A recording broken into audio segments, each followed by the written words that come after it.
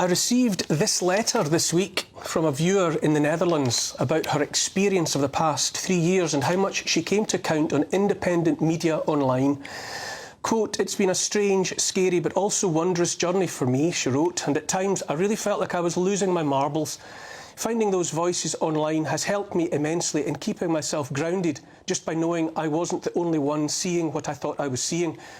Oddly enough, it was finding those voices that made me give myself permission to trust my intuition. Looking back, I wonder why and how I ever became that person that doubted their own judgment. Trusting myself made me refuse the vax and not participate in the QR code for admission foolery. I'm so grateful I did and relieved I'll never have to look back and feel ashamed for not sticking to my principles." Amen to all that, sister.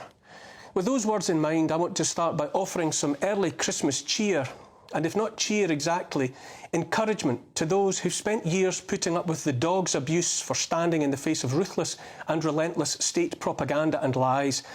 Propaganda and lies that are still pushed now. If I could take my most sincere love and admiration and put it in a big red box tied with a golden bow, it would go first and foremost to all those who found their voices and spoke. I raise the next of several glasses to those who said no to the COVID jabs, products pushed by the unholy alliance of governments and big pharma, and cheered on by supine media flat on its face and crawling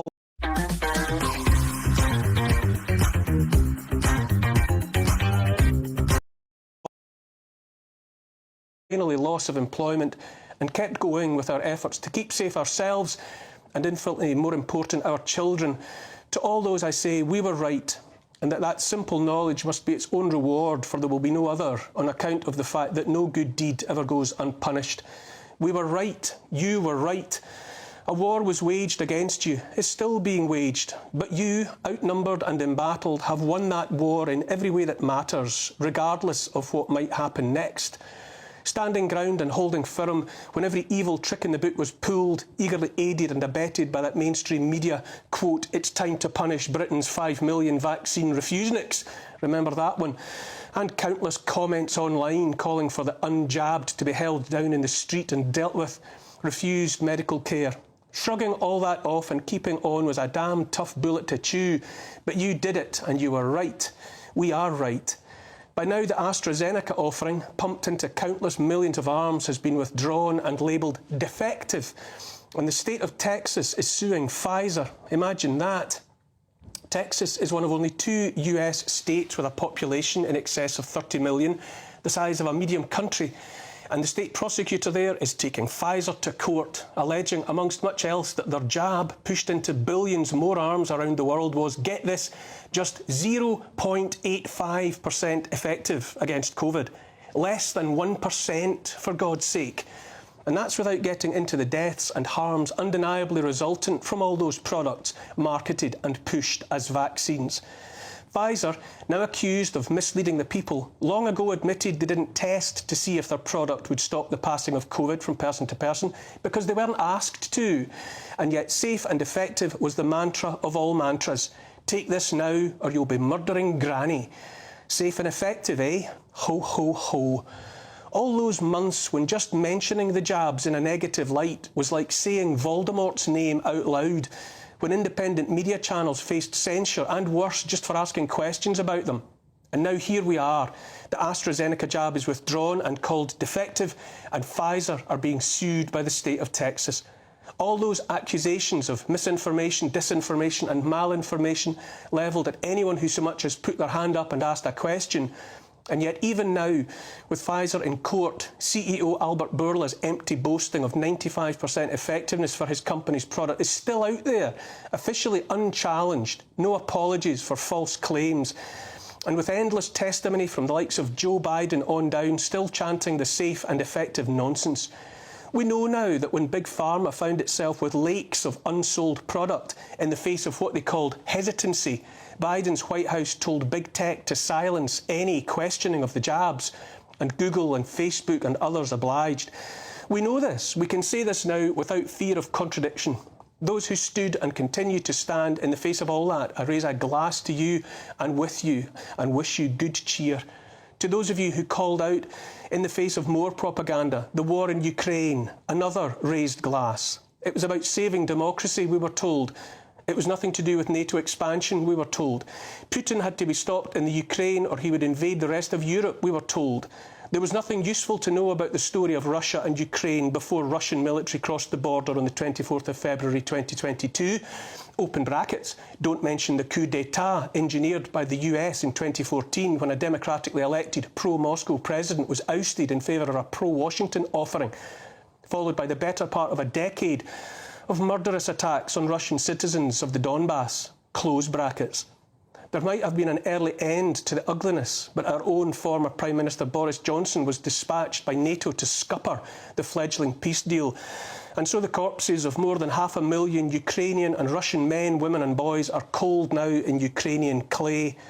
To all those who had questions about all that from the start, who wanted to know more about Ukraine and its tortured history, about Nazis and Baba Yar, about how much money was made by arms manufacturers that lobby ceaselessly and successfully for war without end, about blatant corruption that sees billions made while millions die.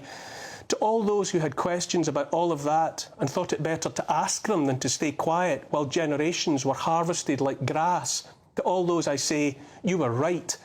To those who look on helplessly at horror heaped upon horror in the Middle East, that benighted so-called Holy Land, to those whose stomachs are turned and hearts broken by unspeakable, unforgiven evil visited upon women and children, and just want it all to stop, I say you're right to keep speaking up.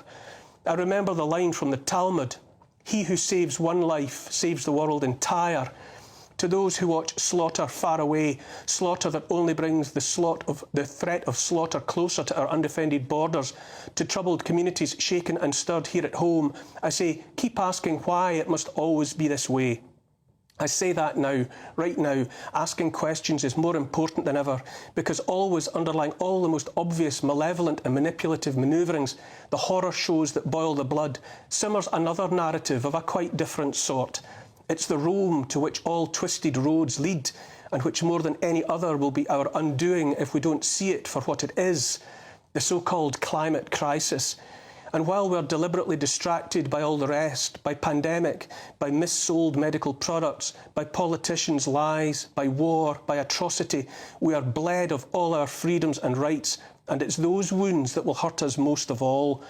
To all those who use their voices to question the suicide note that is net zero, and do so in the face of ridicule and condemnation, we know that we, the human species, are the carbon to be reduced.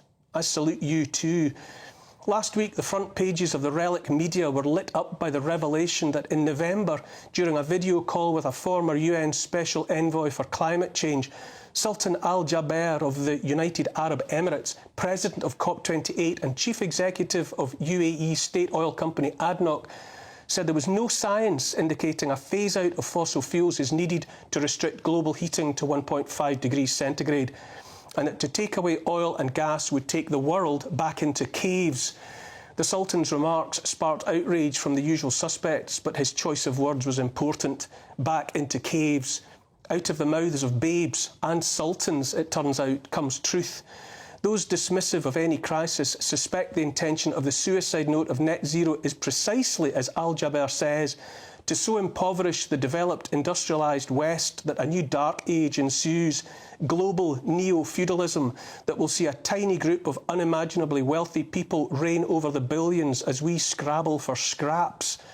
Look around now as the nights draw in, as they always do at this time of year in the north, and the sun is absent and the wind doesn't blow, and know that turbines and solar panels ain't going to cut it for the peoples of the northern hemisphere. Know too that claims of climate crisis are the stick with which we are beaten into submission to digital IDs and programmable tokens in place of the freedom to save or spend our earnings as we see fit without the surveillance and permission of the state. To all those who know this, who've been speaking out about this for years, I say your voices are more powerful than perhaps you know. Here's the thing, as the author of the letter I quoted at the top makes clear, even in the darkest of times, we should know we are on a wondrous journey, and the truth is that more and more fellow travellers are joining every day. The more you speak, the easier it becomes to say more. I say, no, you are right. Don't doubt that you are right.